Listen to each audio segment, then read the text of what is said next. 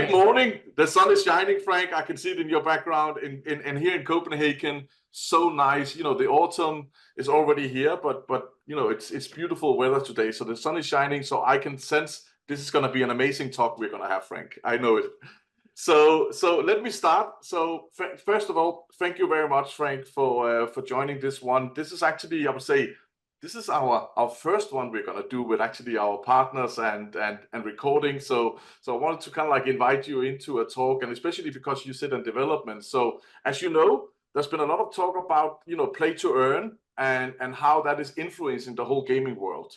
And again today I'm here with you, Frank, from Var-Meta. And I want to talk to you about kind of like what these trends means to you, because you're the studios actually building these games. And you know, as you see, blockchain and also decentralized finance is starting to pick up, especially because all games are starting to be financialized. I think there is a unique opportunity to explore new revenue streams and also innovate, I would say, some new business models, right? But how do you see that? Thank you for having me today. I think just like GameFi is a very attractive trend that people love to talk about, and you know, like GameFi, I think it is so hot in the market now, and I think the way play to earn has brought gaming and finance together, and it is unlike anything we've seen before.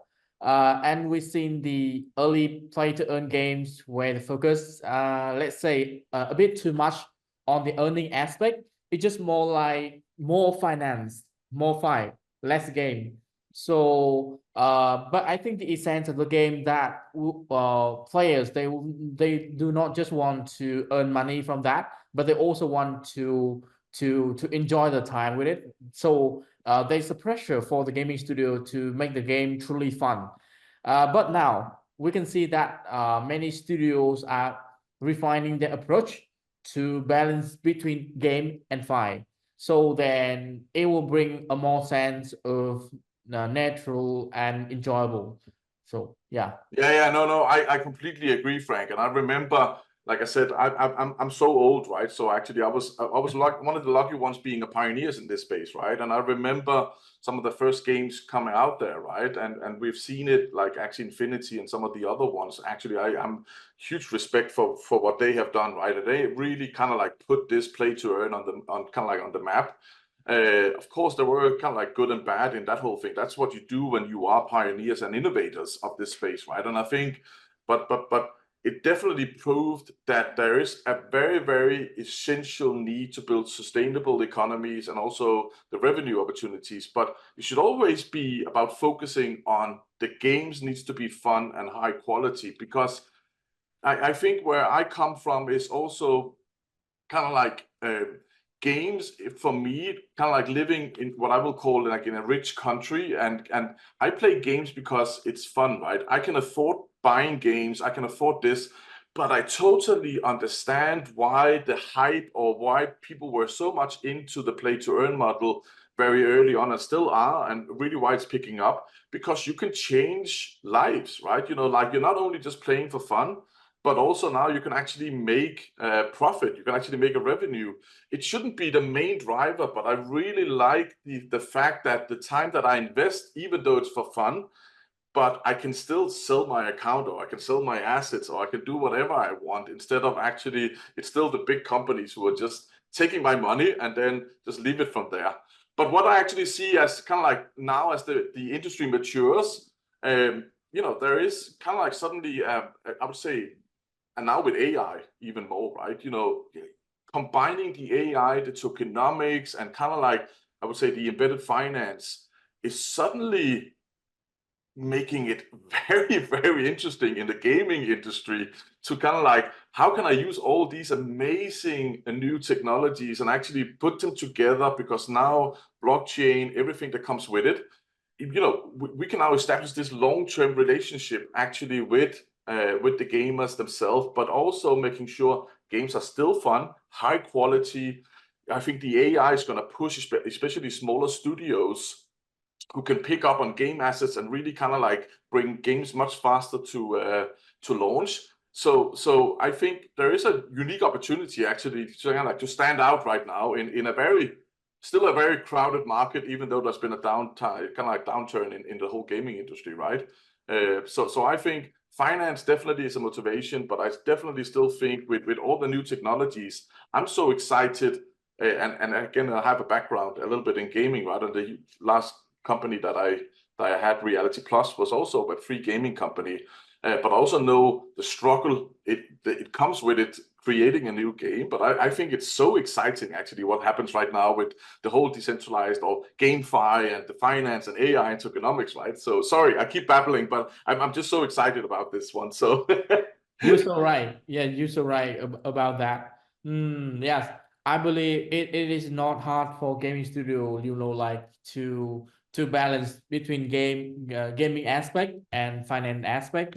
And yeah, we can see clearly like you are a very, very, very traditional gamer. So you like you find you want to find fun in games and earning money, maybe not your priority. But I think it also indicates that there is a very clear boundary between Web2 and Web3 gaming players. For Web3 player, let's say first, they want to earn money. They care more about finance aspect. So like they play the games to earn, and just game is just like the appearance of yeah, yeah, you can see that just the appearance.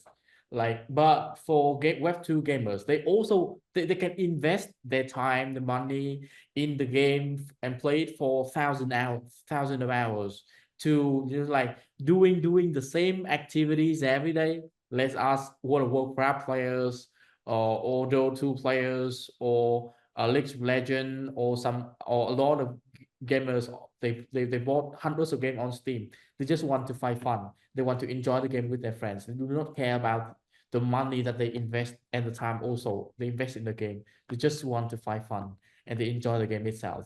And they do not care that much about finance. So yeah, we can see clearly like combine those two that much different types of gamers into one thing is very, very hard. And yeah. Yeah, but again, like full respect, like I said, I've also spent thousands of hours playing games like StarCraft and again Counter-Strike and all these kind of things. Now you can trade them, even skins and stuff like that, even though it's Yeah. maybe not legal or I would say maybe it's not the T's and C's doesn't allow it really kind of like officially, but it's still being done, right? I think there is, I think the whole battle around like Web2 and Web3, like I think for me, I totally respect people are gonna spend thousands of hours. I've done it myself. I'm still doing it, but for me, Web3 comes down to this is true ownership. Like in Web2, I don't own these assets, and that was actually when I discovered back, first of all, Bitcoin back in 2013, and then it was kind of like in the ICO of Ethereum. When I read that white paper from Vitalik, I was kind of like, but this is gonna change the world, and also God, I've been so naive because when I'm buying assets or spending time in a game, I'm giving them my money, which is fine for the entertainment, for the experience. But why am I spending money on assets and all these kind of things and not owning them? If I want to sell them, why can't I sell them? Why can't I take them with me? Or if they close down the games or suddenly it doesn't have the interest and they just shut it down, then I've basically lost all what I call, it's a little bit of my identity I've lost, right? Because I'm building up what I call a sub-identity in these games because it's a part of me, especially when you have invested thousands of hours. But why isn't it kind of like, this was actually why I love blockchain, right? Because I really want to own the assets. But of course, now with that opportunity, what we see, there's of course also like big problems with it, right? And that's especially why I actually now created PixelPie, was because I could see that the gaming studios now we're looking for new monetization streams, new way to make money. There's a new generation of gamers who actually are, I would say, demanding that I should own my assets. And of course, with that new generation of gamers and approach from gaming studios, there's also regulation coming, right? And especially because you're now making the games like open economies, and now you can trade in and out. You can actually now monetize your time. You can monetize your assets and everything. So I think looking at these two challenges, I think so. First of all, for studios, I think it's still the same. How do you scale and how do you basically take your game that you have developed to market? I still think it's the same trouble we are looking at, right? And I still think that it's Web3 is still very, very young, maturing slowly. We still need distribution and stuff like that. That's why it's still kind of like hanging on a little bit in the Web2 space. I think that will come, but I think especially around regulation, I think this is where gaming studios have a big kind of like, oh, we're so afraid of actually not being compliant. And also, how can we make sure we basically everything we do is compliant and also following regulation? Because now these assets of the game that I'm building, even in a Web2, is now across the whole world. But it was just normally easier in a Web2 game than actually it is in a Web3 game. And I think this is where I really like it right now. We're opening up. You actually have a way for you, and also how technology has evolved. You as a gaming studio, and you must feel that like it is somehow still hard, but it's also easier to get a bigger audience very quickly because of social media adoption, these kind of things, right? Because of AI, we now see kind of like also just like with Telegram or Ton Network and stuff like that. Suddenly you can easily onboard 1 million gamers. Then of course you still have to have the what I call the traditional game mechanics. Day 1 retention, day 7, day 30. Can you maintain them? Do they think it's interesting, etc., etc.? So we're learning a lot from Web2 games, but Web3 is the natural next step, and of course with regulation. So how do you see that whole space, the regulatory space, from your perspective? It is a quite hard question, I mean, it's a hard question, right? Because again, it's fairly new for you guys, right? Because in Europe we have MiCA regulation now, basically kind of like that has just been approved and gone into effect from stablecoin perspective here in July, and now suddenly we're seeing by the end of December it's the full effect of MiCA, right? NFTs is still not in the first kind of like step regulated per se, but because you suddenly are now either handling private keys or custodial solutions or non-custodial, all these kind of things is making it even harder for game companies to say that what is the best approach for us to take. And what I feel like now, I've just been in Gamescom in Cologne, coming back from that one, and I had a lot of talks where they were just saying that my problem is that I want to be compliant. I don't want to break the law, but I have no idea where to start. Like, I can't afford, I'm a small studio. I can't afford talking to lawyers who cost me like 500-800 quid per hour. And what regulations, what kind of licenses do I need? So there's a lot of uncertainty, but they are still seeing the potential in the Web3 gaming. And I think this is exactly why I love like teaming up with you guys, because like I said, we have the whole kind of like financial infrastructure, the compliance infrastructure, and you guys are brilliant in building games, right? So I think especially where you come in and can build these traditional Web2 aspect, keep it in, but how's that transformation going for you guys? I would say, like, it's new, I get it, but how's it going? Yeah, for the question before, so like I think different countries they have different regulation as they take various approaches to GameFi. But I think sooner or later, then it will require collective efforts from the entire community to make it happen. Just not our own matter or maybe my friends gaming studio matter, but it is the whole community, the whole gaming studio in blockchain world. We need to contribute, to discuss, to collaborate together, to make things happen, to make our game regulate to different countries. Yeah. So like but to say like I think we should mention about the technical side, right? Like, I think that especially because the technical side, what I'm saying, when you guys are developing a game, how how are you thinking? Like, this is what we are exploring right now, right? But I'm super curious about the technical side from you guys. I'm thinking about using emerging technology like, like AR, VR, and secure blockchain solutions to have studio push the envelope, like especially when combined with Pixel Pi's financial infrastructure. And I think with our team's skilled engineers and gameplay design, we're confident that together we can create more attractive and engaging games. Like, I think this partnership compromises many potential projects in the future. And like together we can make sure like the business and gaming area can remain secure, compliant, and efficient in making their way through the new GameFi landscape. So yeah, that's my no, yeah, exactly. But you're right, because we have been approached by a lot of companies who definitely are seeing kind of like what I call the gaming. This is an untapped market, even though that we're born into it, right? So we know the gaming market, but now with opening it up with the blockchain, the creator economies, but everything that actually is happening within gaming and becoming open, what we can see is that we get a lot of kind of like inquiries or kind of like requests saying that, oh, we want to do this, we want to use your platform to making sure we have assets, we can use the financial infrastructure, maybe it's our own coin we want to issue, but then we also want to gamify, the loyalty, the brand, the community. And I especially see this is where your skill set comes in, and especially our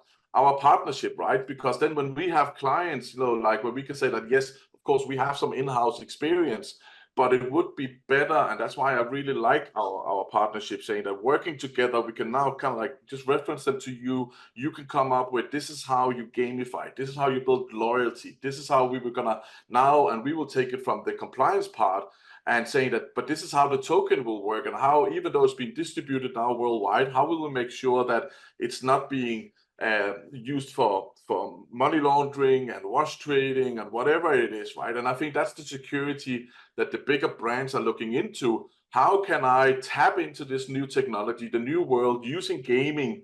Because it's still a fact, by, right now it's like 3.1 billion people are playing games and 38% is women. But by 2030, we're talking about 3.8 billion people on this planet is actually playing games.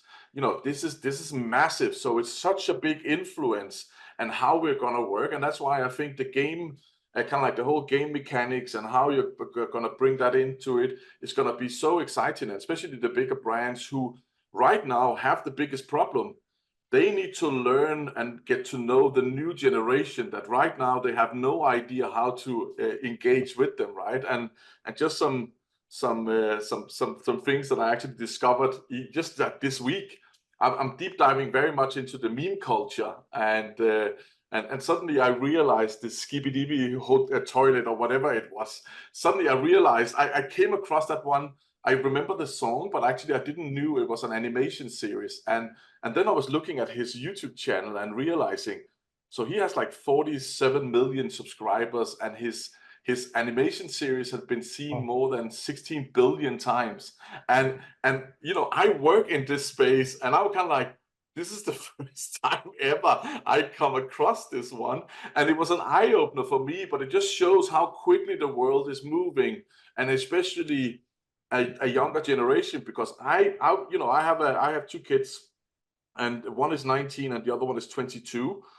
So it's not because they, and I'm in my mid 40s, right? So of course it's a generation between us, and I have some of course some younger siblings also. But then I showed this to my kids and I asked them, so apparently this is the Gen Z slang, right? Like, have you come across this one?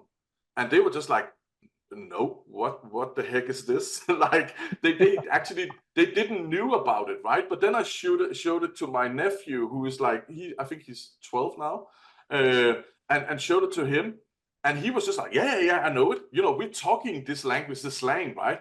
And I was so surprised. And one thing is that I don't know it, but my kids actually wasn't aware about it. Maybe it's a cultural thing, I'm not sure, but they were not aware. But even though we live in Denmark, right? But then my nephew, like that's like 7-8 years kind of like between my nephew and my kids. He knew about it. So it just shows still like how quickly that new trends and stuff like that actually moves, I think so, into space. And that's why I think it's so interesting actually saying that, you know, working with you guys, saying that it's still the fundamental that works. How are we going to bring loyalty? How it's just a new, what I call a new UI, right? So, but still you need to find out how you can engage with the new generation. So I'm so excited about our whole partnership actually. But I want to ask you one thing, Frank. So like, you know, you're in the studio, right? And you're looking kind of like ahead in this whole play to earn space. And but how do you see, well, can you have you seen some trends like still in games, or have you seen how much they have matured from the early ones? You like people when they're requesting you like in play, you know, it could be augmented reality, it could be virtual reality, it could be kind of like web games, mobile. Have you seen kind of like a shift still? Because even though we are trying to demand maybe higher quality in games, are you seeing that request also from companies, or are they more looking at quickly engagement, see if we can tap in, and maybe there's a specific what I call style that is trending right now? It's just my own personal kind of like I'm super curious about that one. Yeah. I think this is a great question, and it will show how the market is. Yeah, I think for high quality game like AAA game, yes, but actually they rather to develop it in-house. So that's why they would like to have hundreds of engineers and their team there'll be a lot of members in their team. yeah, But for mid-core game to hyper casual or casual game, and today like mini app on Telegram, mostly they do not possess a sufficient number of developers. So like they need technical partner like us. Uh, but to say it depends on the market a lot, because when it comes to gaming studio, Web3 gaming studio, they would love to participate in this market, but they also have their main job in Web2 markets, and to be honest like that.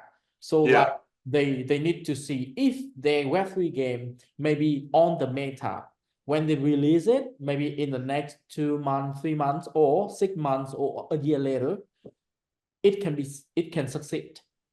Exactly. Yeah, because I was thinking kind of like with all the new technology, like it's quicker for you, like with AI and what kind of like the technology around new, to push what I call small proof of concept games, right? You know, it's maybe not the AAA quality or mid-core quality kind of like still, but you quickly can see engagement, and then quickly you can reach an audience where you say now it's sufficient enough for proof of concept, and actually maybe generate.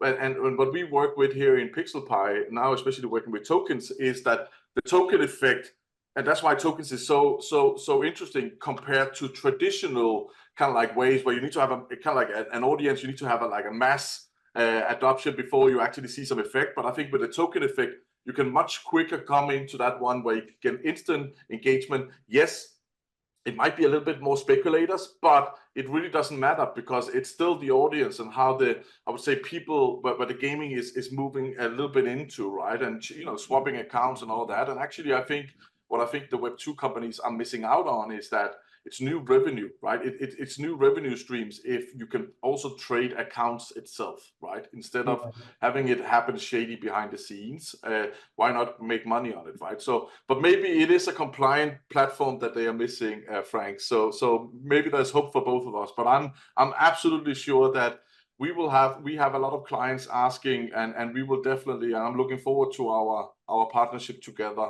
and we will explore this space. So I think we've run out of time, but thank you so much for this one. So always a pleasure, and I'm pretty sure we will have more interesting talks in the future. Sure, it's an exciting time, Martin. Feel that. Perfect. Thank you. Bye.